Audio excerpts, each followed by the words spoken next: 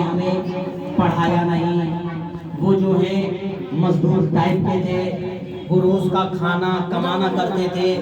وہاں پیسے کی آمدنی نہیں تھی، ہمارے بچے ہمارے جو والدین تھے وہ غریب طبقے کے لوگ تھے، کمزور تھے،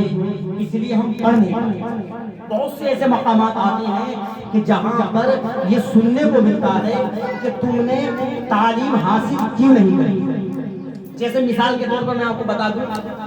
کہ جب بچے کا نکاح ہوتا ہے اور اس وقت امام بچے کو نکاح پڑھانے کے لیے بیٹھتا ہے تو اس وقت اس سے اللہ اکبر افسوس صد افسوس کے ساتھ کہنا پڑ رہا ہے کہ اس بچے سے کلمہ شریف نہیں پڑھا جاتا، اعوذ باللہ بسم اللہ بھی صحیح سے نہیں پڑھ پاتا۔ جب اس سے تحقیق کیا جاتا ہے کہ کیوں بھائی تمہیں اعوذ باللہ بسم اللہ بھی یاد نہیں ہے، کلمہ شریف بھی یاد نہیں ہے، پھر تم کیا کر رہے تھے؟ بولے حضرت دراصل بات یہ ہے کہ ہمارے والدین جو تھے، ہمارے ابا جو تھے، وہ جو ہیں غریب طبقے کے تھے، یعنی کمزور تھے، ان کا روز کا کھانا کمانا تھا، اور اسی وجہ سے میرے گھر کی پریشانی کی وجہ سے میں پڑھ نہیں پایا اور آج حالات کہا نا۔ ایسے ہی بہت سے مقامات ایسے آتے ہیں کہ جس میں یہ کہا جاتا ہے کہ حضرت ہمیں اس وجہ سے نہ پڑھ سکے کیونکہ ہمارے والدین جو تھے، ہمارے ماں باپ جو تھے، ہمارا جو گھر تھا، ہمارے جو سرپرست تھے وہ کمزور تھے، مزدور ٹائپ کے تھے، غریب طبقے کے تھے، اسی وجہ سے وہ ہمیں نہیں پڑھا سکے۔ لیکن الحمدللہ اپنی زندگی پر فخر کیجئے کہ آپ کے بچے مدرسہ فیضان تاج الشریعہ میں پڑھ بھی رہے ہیں اور الحمدللہ آپ پڑھا بھی رہے ہیں۔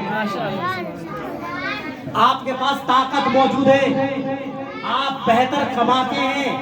بہتر کھاتے ہیں،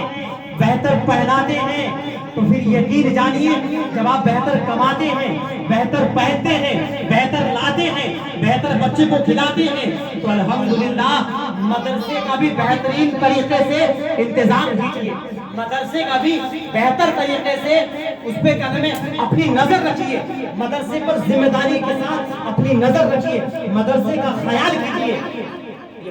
فخر محسوس کرنا چاہیے۔ بے شمار جگہ ایسی ہیں اگر آج بولنے پر آ جائے